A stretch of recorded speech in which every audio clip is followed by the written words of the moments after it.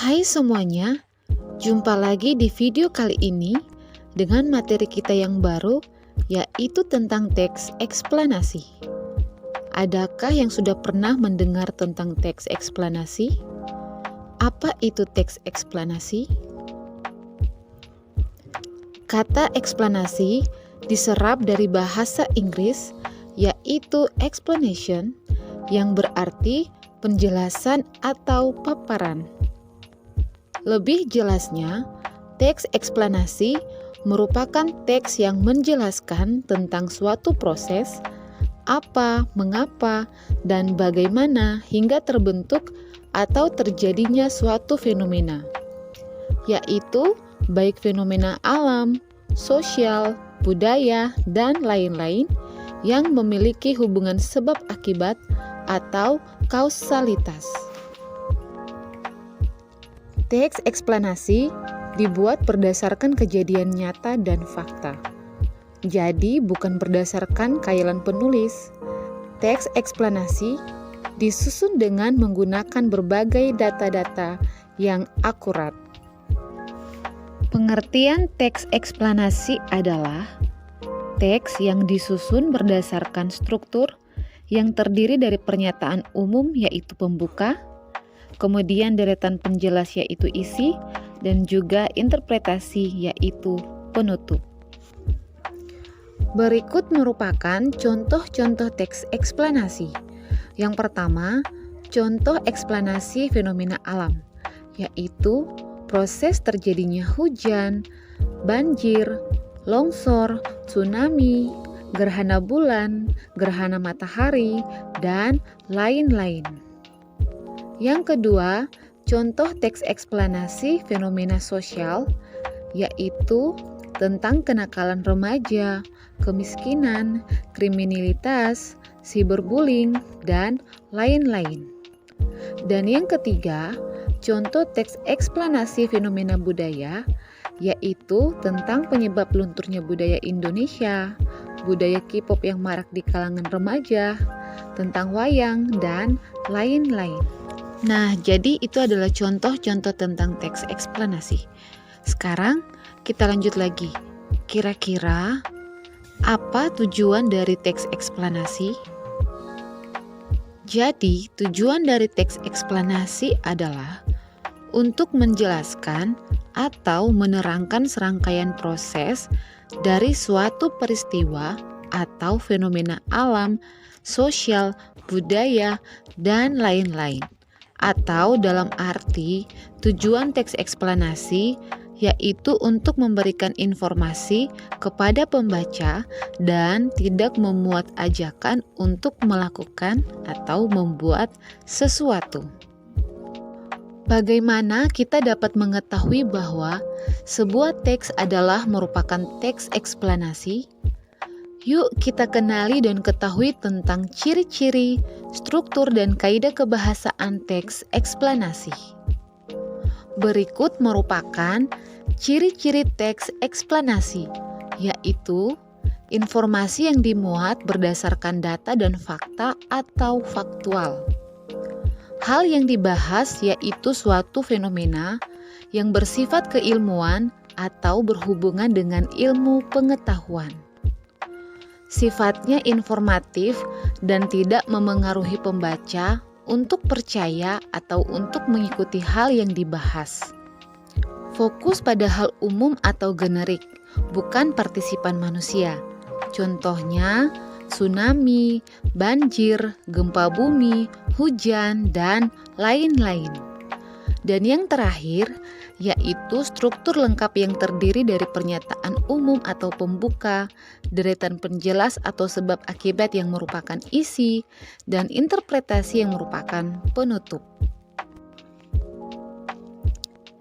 Yang berikut, ayo kita bahas tentang struktur teks eksplanasi. Jadi, struktur teks eksplanasi terdiri dari 3 struktur, yaitu yang pertama merupakan pernyataan umum atau bagian pembuka.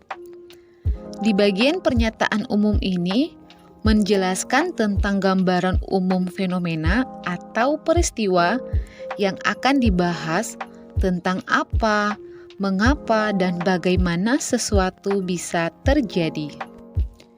Yang kedua, yang merupakan urutan sebab akibat atau deretan penjelas, yaitu bagian isi.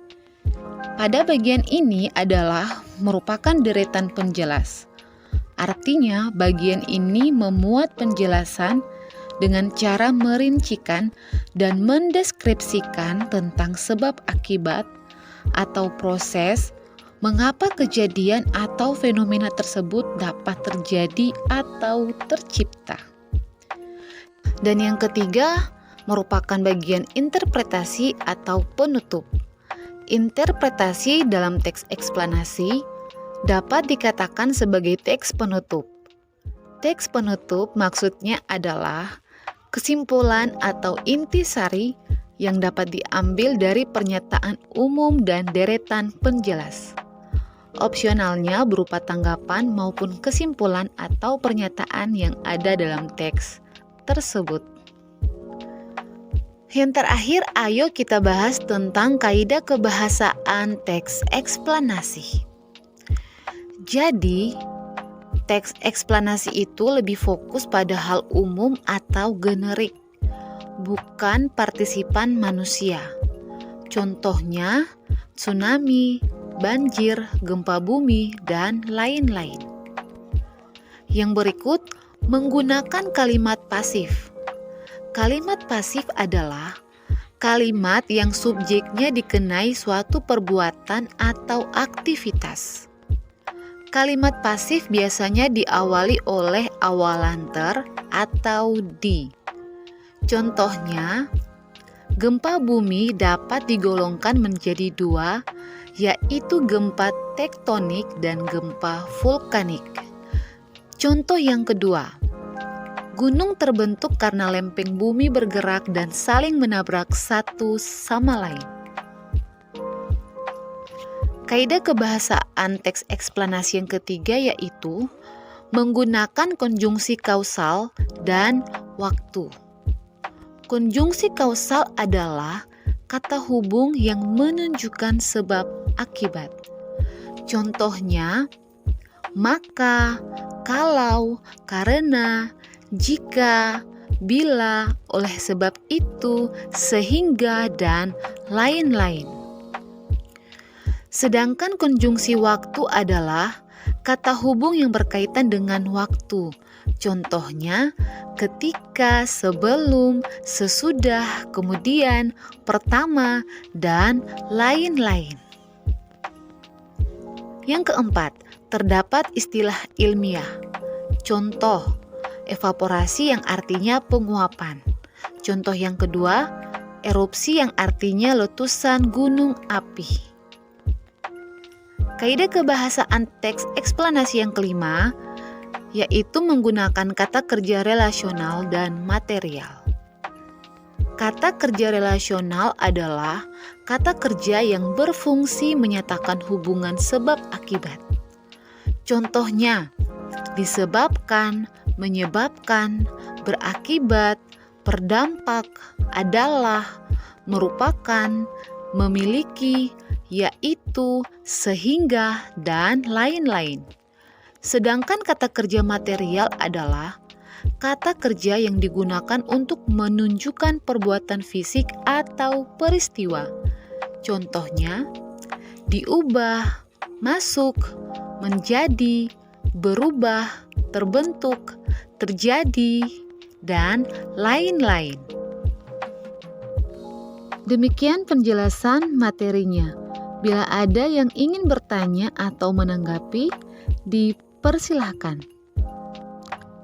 Baik, sampai bertemu kembali di video-video pembelajaran yang berikut. Atas perhatiannya disampaikan terima kasih.